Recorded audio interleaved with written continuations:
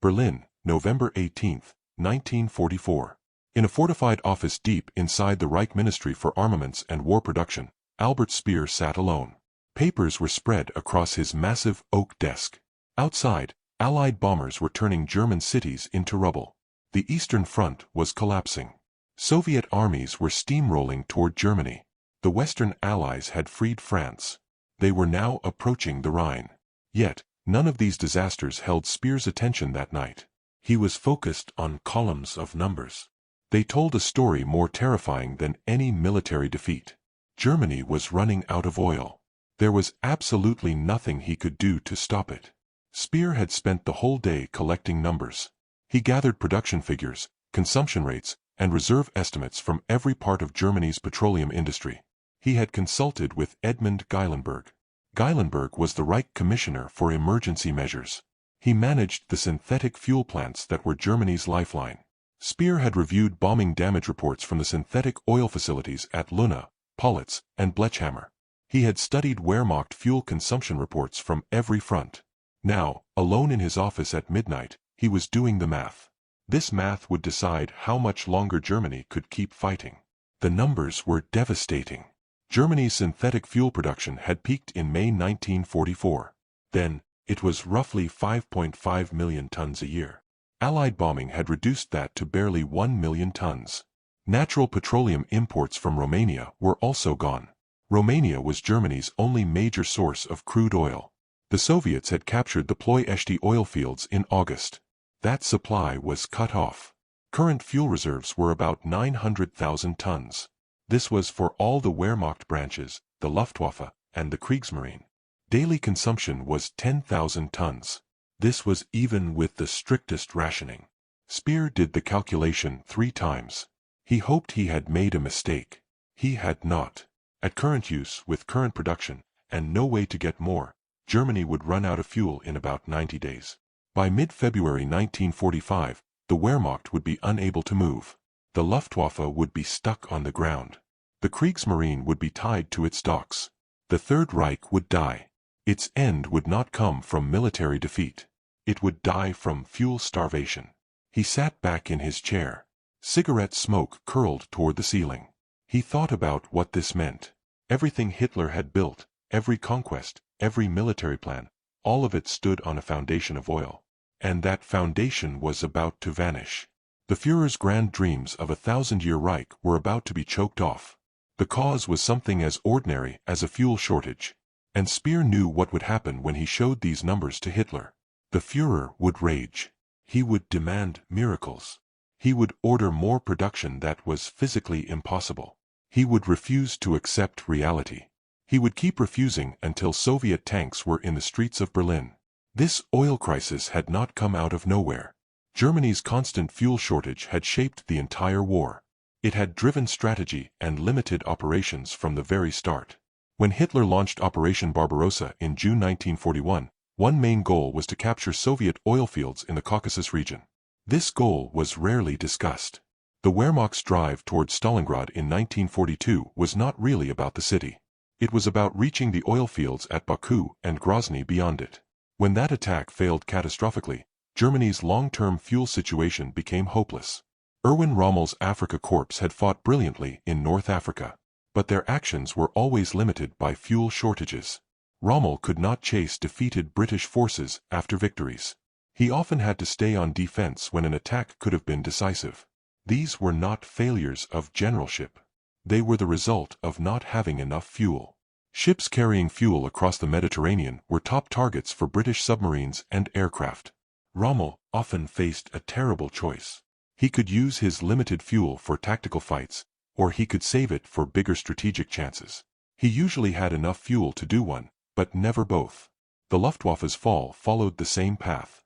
In 1940, during the Battle of Britain, fuel was not a problem. German fighters and bombers flew many missions every day. By 1944, fuel shortages meant newly built planes sat on airfields with empty tanks. Pilots finished training, but their units could not fly combat missions. There was no aviation fuel. Germany was making advanced aircraft like the Me-262 jet fighter. But jet fuel production was tiny. This limited these technological wonders to just a handful of flights. Speer had become Reich Minister for Armaments and War Production in 1942. He took over an industrial system already struggling with limited resources. He had performed miracles of reorganization and efficiency. He increased weapons production dramatically, even with Allied bombing. But oil was different. You could not reorganize petroleum into existence. Germany had almost no natural oil deposits. Everything depended on synthetic fuel plants. These plants turned coal into gasoline and diesel through the Fischer-Tropsch process. The other source was imports from Romania. The synthetic fuel program was an impressive technical achievement. German chemists had created processes to make petroleum products from coal. This gave Germany fuel even with no major oil fields. By 1944, synthetic plants were making millions of tons of fuel every year. But these plants were huge industrial complexes. They were easy to spot from the air. They were vulnerable to bombing. Each plant needed enormous amounts of coal, water, and electricity. Destroying any of these things stopped production. Allied strategic bombing had first focused on cities, factories, and train networks. But in May 1944, American commanders like General Carl Spaatz insisted on a new target. Allied bombers began to systematically target synthetic fuel plants. The effect was immediate and catastrophic. The Luna plant was Germany's largest synthetic fuel producer. It was hit again and again throughout the summer of 1944. Production fell by over 80%. Similar attacks on plants at Politz, Brucks, and other locations crippled Germany's ability to make fuel. Edmund Geilenberg was appointed Reich Commissioner for a specific job. He was to repair bombed synthetic fuel plants. He was also to spread out production to make it less vulnerable. He mobilized hundreds of thousands of workers. This included concentration camp prisoners and forced laborers. They repaired damage and built underground facilities. His efforts were heroic by any measure. Damaged plants were sometimes partly working again within weeks of a bad raid. But it was not enough. The Allies were bombing faster than Geilenberg could repair. For every ton of production capacity he fixed, Allied bombs destroyed 2 tons. The loss of Romanian oil in August 1944 was the final, strategic blow. The Ploiești oil fields had given Germany about 1.8 million tons of petroleum each year. This was about 30% of Germany's total oil use. When Soviet forces captured Romania, that supply vanished overnight. Germany was left completely dependent on synthetic production. And that production was already too low and under constant attack. Speer understood the chain of consequences. Fuel shortages meant the Luftwaffe could not provide air cover for military operations. Without air cover, German armies were open to attack by Allied fighter bombers. Fuel shortages meant tanks and trucks sat still. This reduced the Wehrmacht's mobility. It made defensive operations more and more static. Fuel shortages meant less training for pilots, tank crews, and drivers. This made them less effective in combat. The entire German military machine was slowly stopping.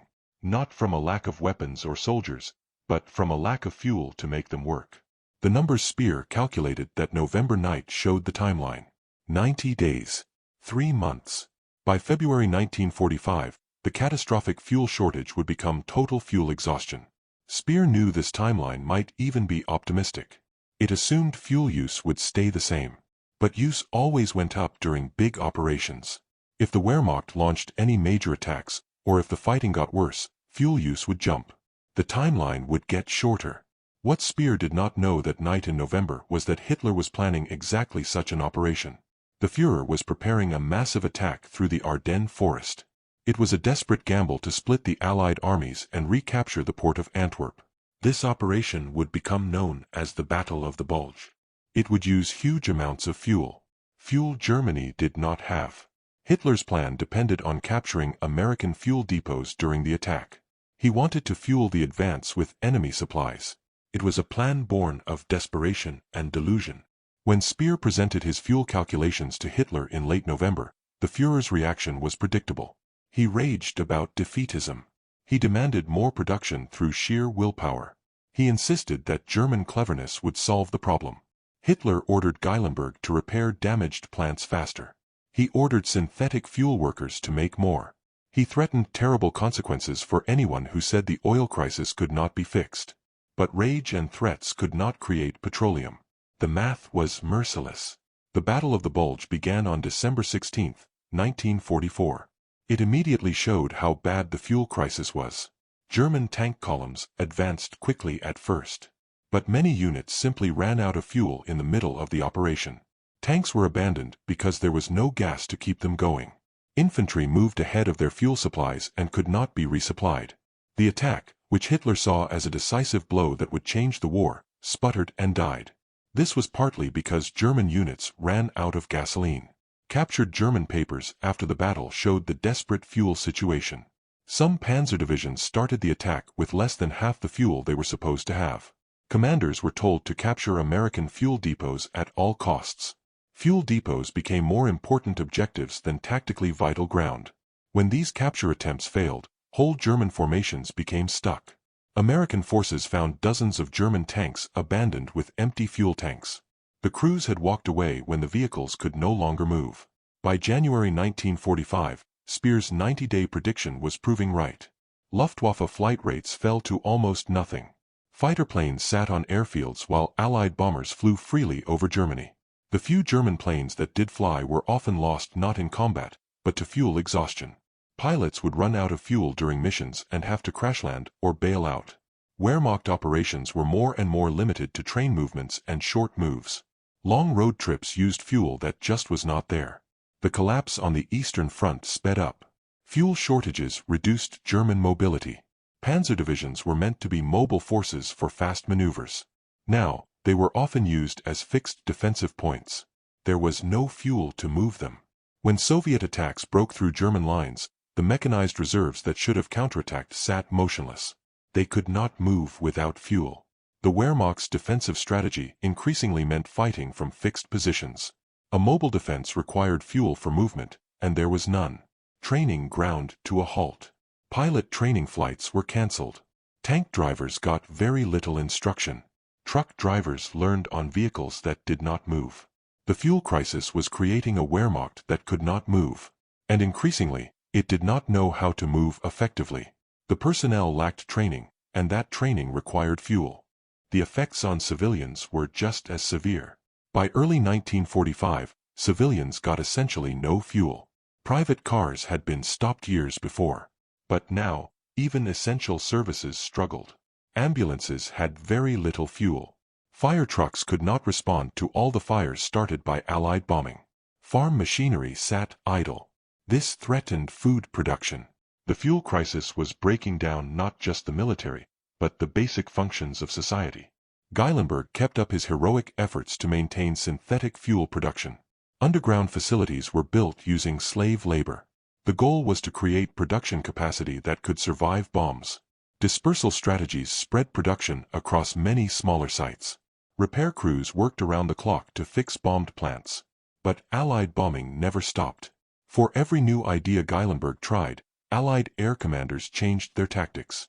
The race between destruction and repair was being won, decisively, by destruction.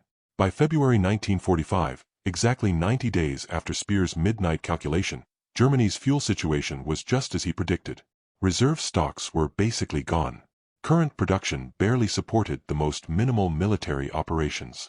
The Wehrmacht was fighting a static defense. This was not by choice, but by necessity. Fuel shortages had done what Allied armies might not have managed alone. They had completely stopped German military power from moving. The last months of the war showed the results. Major German units surrendered not after being destroyed in battle, but after running out of supplies, including fuel. The retreat from Hungary, the defense of Berlin, the final fights in Czechoslovakia, all were done by forces that moved mostly on foot. Their vehicles had no fuel. Germany's technical advantages in tanks and planes became meaningless. Those weapons could not be fueled. The Navy faced the same paralysis.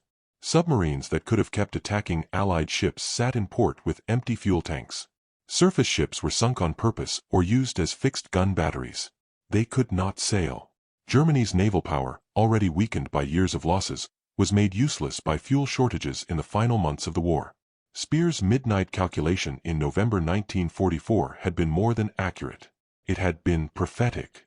90 days from that night, Germany's fuel exhaustion was total. The Third Reich would keep fighting for a few more months. But effective military operations were impossible without fuel. Hitler's refusal to accept this reality, his demands for impossible attacks and delusional counterattacks, could not change a basic fact. You cannot fight a mechanized war without petroleum. After Germany surrendered, Allied intelligence teams studied German fuel records. They were shocked by how close the German war machine had been to total collapse. Fuel shortages had been even worse than Allied commanders knew.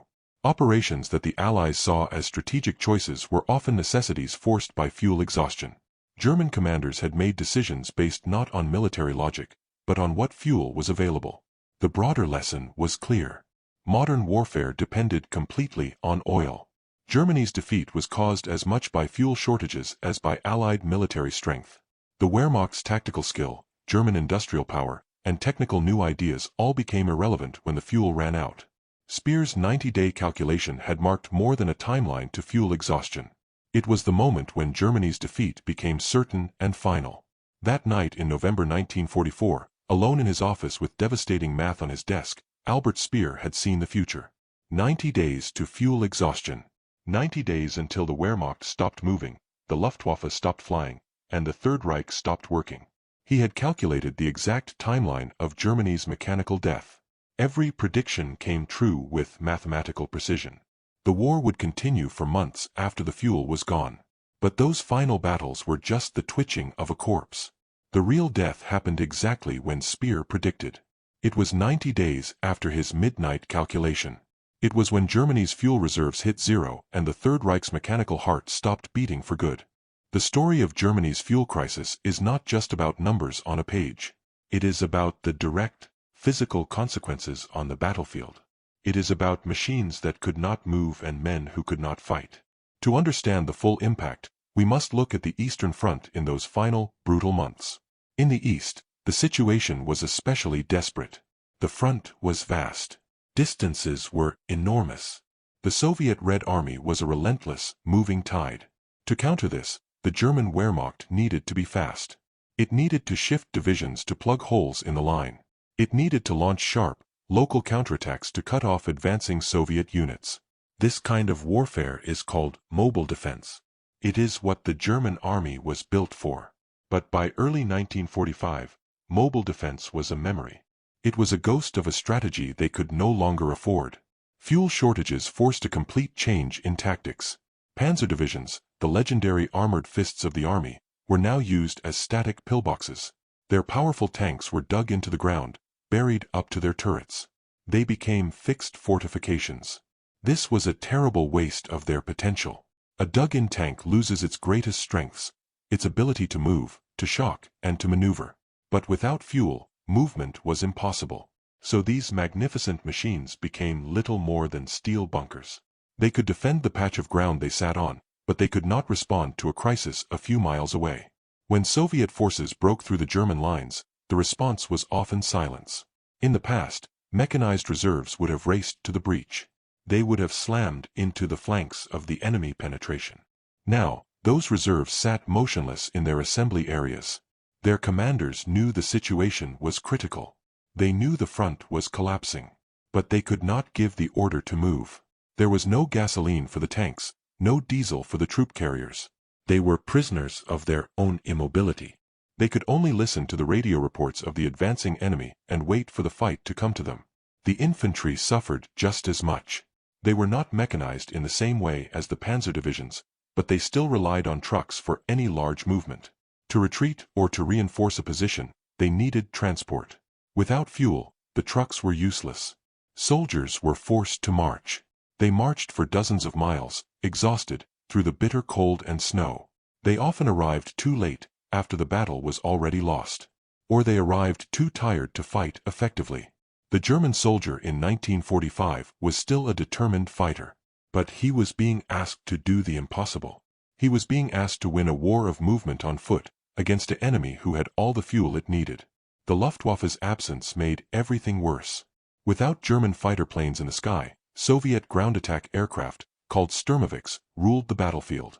They were slow, ugly planes, but they were deadly. They could fly low and slow, hunting for targets with impunity. They would swoop down on German columns, on supply depots, on individual tanks. They were a constant, terrifying presence. A German soldier described them as a feeling of helplessness. You could hear their engines. You could see them coming. And you knew there was nothing you could do to stop them.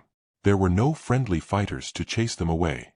The flak guns often had limited ammunition, and they could not be everywhere.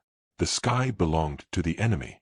This lack of air cover had a direct effect on fuel supplies themselves. The few fuel convoys that did try to move were easy targets for these enemy planes. A truck carrying precious gasoline was a prime target. A single bullet could turn it into a fireball. So, even when fuel was available, getting it to the front lines was a dangerous, and often failed, mission. It was a vicious cycle. No fuel meant no air force. No air force meant fuel could not be delivered. And the cycle continued, tightening like a noose around the German army. The problem went beyond the front lines. It reached deep into the training grounds back in Germany. A modern army is not just built on weapons. It is built on skilled soldiers who know how to use them. And that skill requires practice. It requires fuel. For a pilot, flying is a skill that fades without constant practice. By 1945, new German pilots were receiving a fraction of the training their predecessors had. A new pilot might have only enough fuel for a handful of training flights. He would learn the basics of takeoff and landing. But he would not learn advanced combat maneuvers. He would not learn how to fly in bad weather. He would not learn how to navigate complex missions. He was sent to his squadron as a rookie. And when he got there, he often found his squadron could not fly either. There was no fuel for combat missions, let alone for more training. So these young men sat on the ground, their skills rusting, waiting for an enemy they would meet for the first time in a life-or-death struggle. It was the same for tank crews. Driving a tank is not like driving a car. It is complex and difficult. A tank commander must learn to coordinate his crew, to read a battlefield, to communicate with other tanks. A gunner must learn to hit a moving target while his own tank is also moving. This takes hours of practice. It burns fuel. By 1945, that practice was gone. New tank crews learned the very basics on stationary vehicles. They might never fire their main gun until they were in actual combat. They were sent into battle against experienced Soviet tank crews who had trained for hundreds of hours. The result was predictable. German tanks, which were often technically superior, were defeated by crews who were better trained and more experienced. The machines were ready, but the men were not. And the reason was, once again, a lack of fuel. The entire military machine was seizing up. It was not just about running out of gas for today's battle. It was about the slow, steady erosion of the army's ability to function at all. From the general who could not move his divisions, to the pilot who could not hone his skills, to the tank crew who did not know how to work together, the fuel shortage was rotting the Wehrmacht from the inside out. It was a quiet, invisible collapse. But its effects were as deadly as any bomb. While the military faced paralysis, the crisis was also strangling the German home front. The collapse was not confined to the battlefield. It seeped into every town, every street, and every home. The shortage of oil was not just a military problem. It was a societal one. It was breaking the very backbone of the nation's ability to function. Consider the simple ambulance. By early 1945, cities were being bombed every day and night. Air raid sirens were a constant sound. When the bombs fell, people were injured. They needed to get to hospitals. But the ambulances that served these cities had almost no fuel. Drivers were given tiny, strict rations. They had to make terrible choices. They could only respond to the most critical calls. A person trapped in a collapsed building might be saved, but the ambulance had to save its fuel for the next major raid. It was a grim calculation of life and death, dictated not by need, but by the gasoline gauge. Fire services faced the same nightmare. Allied bombing created firestorms. These were immense, wind-driven walls of flame that could consume entire city blocks. Fighting them required every available fire truck. But the trucks were useless without fuel. Firemen watched as small fires grew into unstoppable infernos. They knew they had the water and the manpower to fight them. But they could not get their trucks to the scene. Or if they did, they risked running out of fuel and becoming stranded in the middle of the chaos. The enemy's bombs started the fires. Germany's own fuel shortage ensured they could not be put out.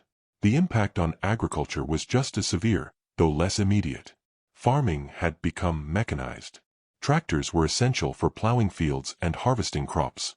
But by 1945, farmers had no diesel for their machines. They were forced to return to methods from a century before. They used horses where they could find them. They used oxen. They even used teams of men and women to pull plows by hand. It was backbreaking, slow work. The result was a dramatic drop in food production. This happened at the worst possible time. The transportation system was also breaking down.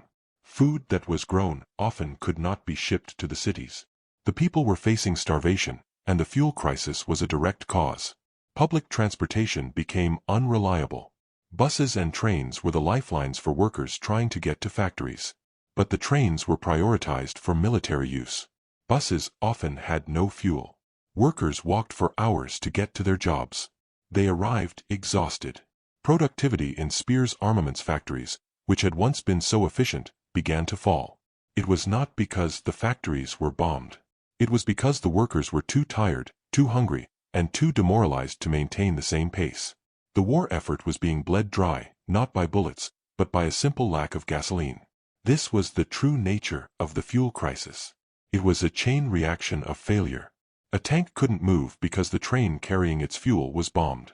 The train was bombed because there were no fighter planes to protect it. The fighter planes were grounded because there was no aviation fuel. The refinery that made the aviation fuel was in ruins because it had been bombed months before. And the repair crews couldn't fix the refinery quickly because they couldn't get enough fuel for their trucks and machinery. Every problem led to another. The entire system was interconnected, and it was collapsing link by link. Through all of this, Edmund Geilenberg continued his desperate struggle. His title was Reich Commissioner for Emergency Measures. It was a title that perfectly described his impossible task. He was given sweeping powers. He could commandeer any resource. He could use any worker. His mission was to get the synthetic fuel plants running again, no matter the cost. Geilenberg's approach was brutal and direct. He created a special organization called the Geilenberg Staff. It was essentially a private army of construction workers. He mobilized over 350,000 people. Many of these were forced laborers and concentration camp prisoners. They worked in horrific conditions. They lived in muddy camps near the bombed-out plants. They were malnourished and poorly clothed. They worked 12-hour shifts, day and night, under the threat of Allied bombing raids. Their job was repair and dispersal. When a plant was hit, they would swarm over the wreckage. They would clear the debris. They would patch the pipes and reactors. Their goal was to restore at least some production in a matter of weeks. It was a race against time. The Allies would often bomb the same plant again just as it was coming back online. The second part of the plan was dispersal. Geilenberg knew the large plants were easy targets. So he started building many smaller, hidden fuel production units. They were scattered throughout forests and buried in underground tunnels. These smaller units could not produce as much fuel as a giant plant like Luna. But they were much harder for bombers to find and destroy. This was one of the first attempts at industrial guerrilla warfare. The effort was monumental. It was a testament to human effort, even under the most terrible circumstances. Geilenberg's workers performed miracles of engineering under fire. They would move massive machinery and lay miles of pipeline while bombs fell around them. For a short time, it seemed to work. Production figures would show a small, hopeful increase. But it was a losing battle. The Allied bombing campaign was too powerful, too systematic. The Americans and British had identified oil as Germany's true center of gravity. They were not going to let up. For every small plant Geilenberg hid in a forest, Allied intelligence would often find it. For every repair his crews made, a new fleet of 1,000 bombers would arrive to undo their work. The arithmetic was against him. Destruction was simply faster than construction. The Allied strategy was relentless. They did not just bomb the fuel plants. They bombed the railroads that brought coal to the plants. They bombed the electrical grids that powered them. They bombed the canals that brought in water. They attacked the entire support system. Geilenberg could fix the reactor, but if the coal couldn't get through, the reactor was useless.